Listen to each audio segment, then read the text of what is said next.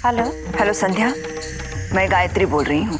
जानती हूँ, वैसे भी इस फोन पर सिर्फ आप और मानिक अंकल ही कॉल करते हैं। कैसी रही युवराज की पार्टी? जैसा हम लोगों ने प्लान किया था बिल्कुल वैसे, इनफैक्ट उससे भी ज्यादा इंटरेस्टिंग रही। थैंक्स टू डीके, उसने तो पार्टी में 4 चांद ही लगा दी। बहुत होशियार है ना, जानता था, वो जानता था कि ऐसे ही किसी से कहेगा कि मैं वृंदा नहीं हूं, संध्या हूं, तो उसकी बात कोई मानेगा नहीं। इसीलिए सबूतों के साथ पूरी तैयारी करके मेरी असलियत सबके सामने लाना चाहता था। लेकिन उस पीके का वो हाल किया पार्टी में कि ऐसे ही कहना तो दूर, अगर वो सबूतों के साथ भी किसी से कहेगा कि मैं संध्या हूं, तो कोई उसकी बात मानने वाला है नहीं। यहां तक कि परिवार के हर अहम फैसले में दखल करने से उसे मना कर दिया गया। और मेरे बारे में तो वो कुछ भी कहे, कोई भी उसकी बात नहीं मानने वाला। बेवकूफ वृंदा के माँ बाप को लेकर आया था पार्टी में। जब उन लोगों ने मुझे फोन किया उसके जाने के बाद, मैं चाहती तो उन लोगों से कह सकती थी कि वो पार्टी में ना आए, लेकिन मैंने जानबूझकर उनसे कहा कि वो जरूर आए पार्टी में, ताकि सबके सामने मैं पीके को उल्लू बना सकूं। उसकी शक्ल देखने लायक थी गायत्री जी। वैसे ही सब उससे नाराज थे सुबह की किन्नर वाली हरकत को लेकर। ऊपर से मैंने सबसे कह दिया था कि ये इंसान तो मेरे पीछे ही पड़ गया है, क्योंकि मैंने इसे पनिश किया, मुझे इस घर से बाहर निकलवाना चाहता है। ये सारी बातें सबके दिमाग में थी। ऊपर से सबके सामने उसकी बातें झूठी साबित हुई। खूब सुनाया सबने उसे। बहुत अच्छा किया, ही डिजर्व्स इट। उसे छोड़ना नहीं। और संध्या, अब तुम्हें ज्यादा अलर्ट होने की जरूरत है। ये डीके इतनी आसानी से सब कुछ छोड़ने वाला नहीं है। वो जरूर कोई और प्लान बनाकर तुम पर फिर से अटैक करेगा। अपना ध्यान रखना। जी Gayatri ji. Good night. Good night.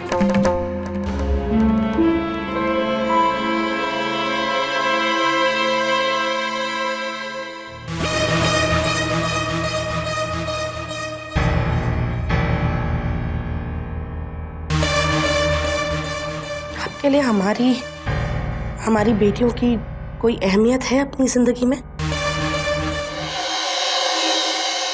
आप जिस तरह बहनी साहब और दादा साहब के बारे में सोचते हैं, कभी तो हमारे लिए भी सोचिए, हमारी फीलिंग्स के बारे में सोचिए। सबके सामने एक अंगूठी के लिए दादा साहब ने आपकी तलाशी ली है। दादा साहब ने डीके की तलाशी भी ली। डीके की तलाशी ली या नहीं ली, इससे मुझे कोई फर्क नहीं पड़ता है पंकज जी। अरे कम से कम डीके के पास अंगूठी तो मिली। लेकिन भरी महफिल में सबके सामने वो आपकी तलाशी कैसे ले सकते थे? पंकज जी, वहां पर ज्योति प्रिया भी मौजूद थी। उनके दिल पर क्या गुजरी होगी ये देखकर कि उनके पापा की। पंकज जी, मेरे लिए ना सही, कम से कम अपनी बेटियों के बारे में तो सोचिए।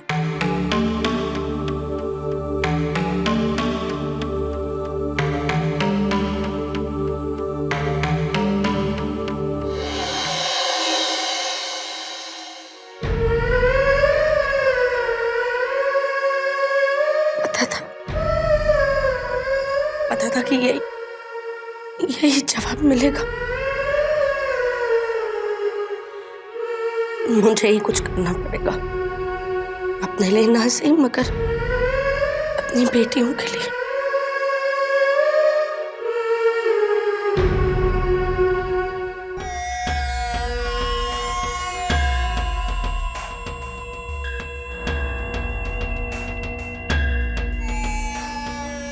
बेटा चाय। हाँ, रखो।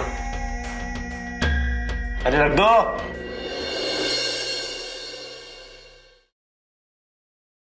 मुझे तुमसे कुछ बात करनी है बेटा। चाय पी लो ना, ठंडी हो जाएगी, वरना फिर कहोगे मैंने तुम्हें ठंडी चाय पिलाई। ओ मेरी बुढ़िया, तू जानती है ना मुझे, समझती है ना, तो जाना, डिस्टर्ब क्यों कर रही है? जा यहाँ से, ये बही खाता पूरा कर ले, जा। श्रद्धा को तुम्हें इस तरह उसके मायके से नहीं लाना चाहिए था। मैं सच कह रही हूँ बेटा, संध्या की शादी के बाद उसके मायके में क्या हुआ तुम सब जानते हो। श्रद्धा जब तक अपने बहनों के साथ बैठकर संध्या की सच्चाई का पता नहीं लगा लेती, उसके मन को शांति नहीं मिलेगी। बेटा तुम उसे यहां तो लेकर आए हो, लेकिन उसका मन वहीं पर है, उसकी बहनों के पास। कुछ दिन और उसे वहां रह लेने दे। अच्छा, तो यहाँ का काम कौन करता? हा? घर का काम कौन करता? और उसकी बहन, क्या नाम है उसका? हाँ, संध्या। उसकी सच्चाई क्या है, क्या पता? और सच्चाई पता करने में कितना वक्त लग जाता है? वो तेरी लाडली को बोल, अपनी बहन के बजाय अपने पति और इस घर की चिंता करनी चाहिए। बात करती है, जाओ। बेटा जहां तक काम का सवाल है वो तो नहीं रुका, कर ही रही हूं ना सब कुछ।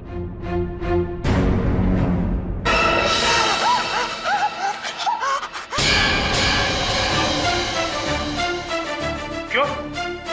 चाय ठंडी हो गई है या अब भी गर्म है?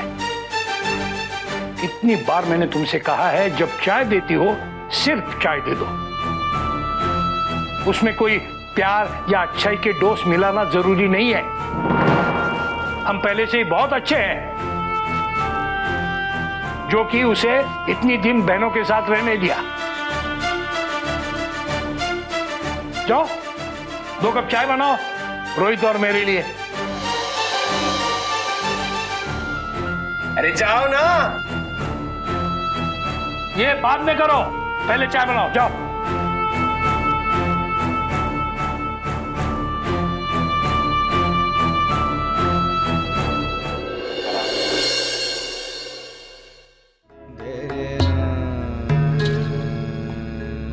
देखा, उसे इसी तरह एहसास दिलाते रहो। देखा ना, ऐसे छोटा मुंह करके चुपचाप खामोश चली गई। बात समझ में आ रही है ना रोहित? संध्या, डीके को ये बात नहीं पता चलनी चाहिए थी कि तुम संध्या हो। ये कुछ जल्दबाजी हो गई।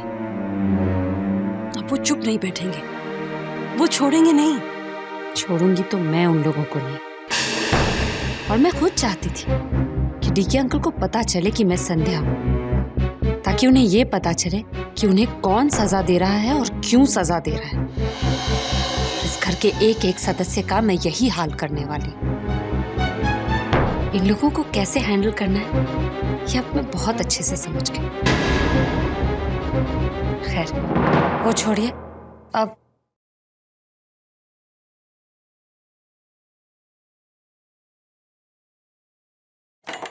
मैं आज अपना कबर्ड साफ कर रही थी तो कबर्ड में अचानक ये शर्ट मिली।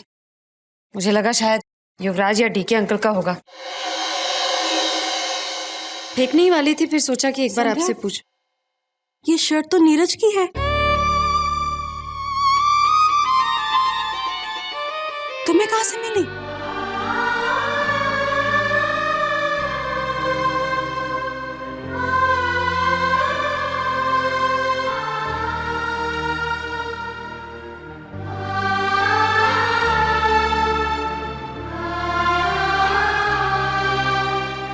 नीरज की शर्ट। हाँ, नीरज की शर्ट। देखो तो, इन लोगों ने गुस्से में आकर नीरज का सारा सामान जला दिया। पर किस्मत का खेल देखो, उसके सारे सामान में से बचा ये शर्ट, और मिला वो जाकर तुम्हारे ही कपड़ों में। प्यार कहीं ना कहीं अपने होने का एहसास जरूर छोड़ जाता है। संध्या, तुम यकीन भी नहीं कर सकती कि नीरज तुमसे कितना प्यार करता था।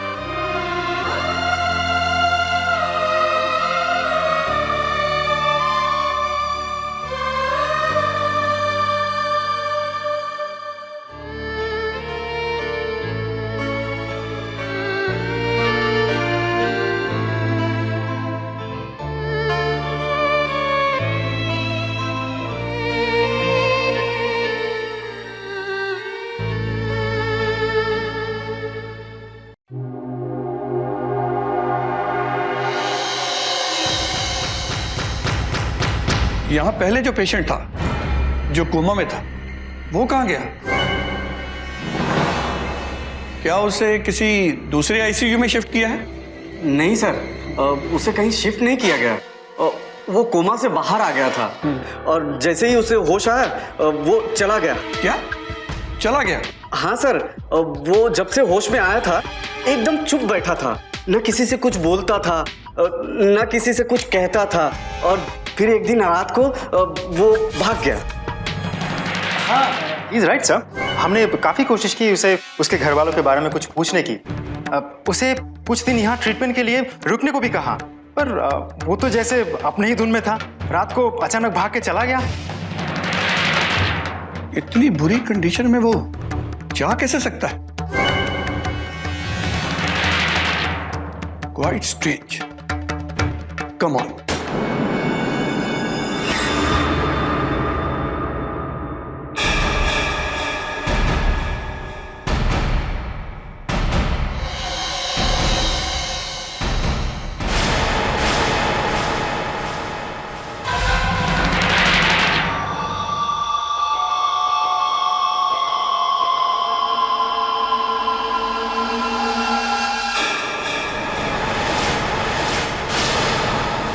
संध्या संध्या संध्या, जिसे देखो बस संध्या का गुण गा रहा है। वो कल की आई हुई छोकरी, वो 2 कौड़ी की लड़की जिसने अभी अभी देखना शुरू किया, उसने मुझे डीके को दिन में तारे दिखा दिए। पर वो एक बात भूल गई है कि डीके नाम है मेरा।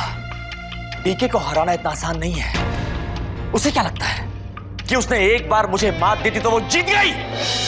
नहीं, मैं उसे इतनी आसानी से जीतने नहीं दूंगा। उसे तो हरा के ही रहूंगा। और क्या करूं, क्या करूं, क्या करूं, कुछ समझ में नहीं आ रहा। हेलो हेलो डीके, लगता है बहुत परेशान हो तुम। हेलो, कौन बोल रही हैं आप? मैं कौन हूं ये जानना इतना इम्पोर्टेंट नहीं है, लेकिन शायद जो कुछ मैं कहने जा रही हूं वो तुम्हारे लिए इम्पोर्टेंट हो। मेरे लिए इम्पोर्टेंट है? आप कौन बोल रही हैं, बताइए ना। देखो डीके, तुम्हारे साथ जो कुछ भी हो रहा है मुझे सब कुछ पता है। इस वक्त तुम अपने ही घर में नौकर बनकर काम कर रहे हो। आखिर ये औरत है कौन, और इस घर में मेरे साथ क्या कुछ हो रहा है ये सब कैसे जानती है? हेलो, देखिए आप कौन हैं और मेरे बारे में इतना सब कुछ कैसे जानती हैं आप? डीके, मैंने कहा ना, मैं कौन हूं वो इम्पोर्टेंट नहीं है, पर हाँ, मैं सब जानती हूं। इस वक्त तुम बेसब्री से अपने घर वालों के सामने संध्या को संध्या के रूप में प्रूव करने की कोशिश कर रहे हो, और उसके सारे सबूत मेरे पास है। मैं चाहूं तो चुटकियों में साबित कर सकती हूं कि वृंदा वगैरह कोई नहीं है, और संध्या ही वृंदा बनकर आपके पास आई है, और ये बात मैं सबूत के साथ प्रूफ कर सकती हूँ। लेकिन हाँ, उसके लिए मुझे 25 लाख रुपए चाहिए। क्या कहा आपने? 25 लाख? डीके, इतना चौंकने की जरूरत नहीं है।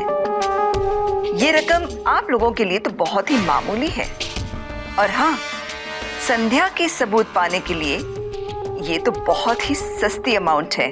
पर मुझे 25 लाख के साथ साथ युवराज के खिलाफ सबूत भी चाहिए। सबूत? और वो भी मेरे युवराज के खिलाफ? हाँ, युवराज के खिलाफ सबूत। बदले में तुम्हें मैं संध्या के सारे सबूत दे दूंगी। डील थोड़ी सी टेढ़ी है, पर मेरी तरफ से इस डील के बारे में मैं किसी को कुछ पता नहीं चलने दूंगी। तुम आधे घंटे का समय लो सोचने के लिए, और फिर बाद में मुझे निर्णय दो। मैं ठीक आधे घंटे के बाद फोन करती हूँ। हेलो हेलो हेलो हेलो,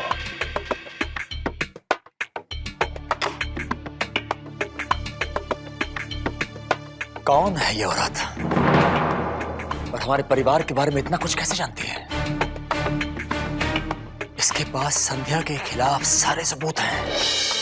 अगर मैं इसे युवराज के खिलाफ सबूत दे दूं और बदले में संध्या को संध्या साबित करने वाले सारे सबूत ले लूं, तो मैं संध्या को बेनकाब कर सकता हूं। इस परिवार के सामने जो मैं इतने दिनों से कहना चाह रहा हूं कि संध्या वृंदा नहीं, संध्या है। संध्या संध्या साबित हो जाएगी, सबके सामने बेनकाब हो जाएगी।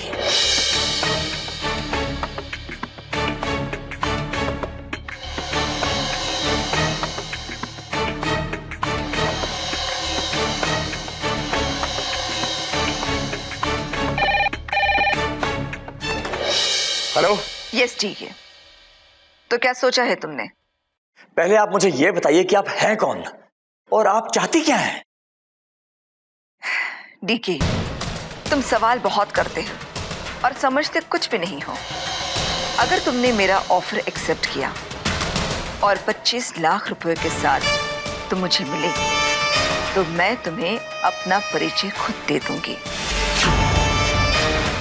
तुम्हारा दूसरा सवाल कि मैं ये सब क्यों कर रही हूं? एक तो 25 लाख रुपयों के लिए और दूसरा मुझे युवराज के खिलाफ सबूत चाहिए और वो मेरा पर्सनल मामला है।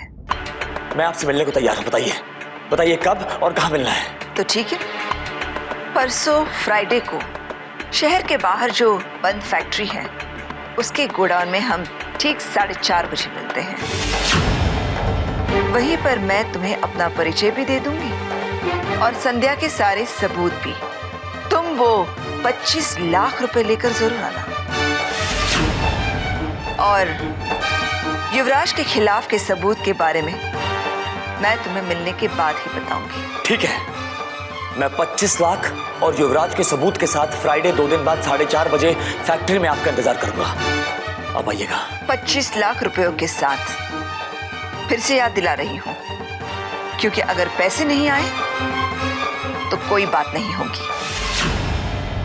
Good bye.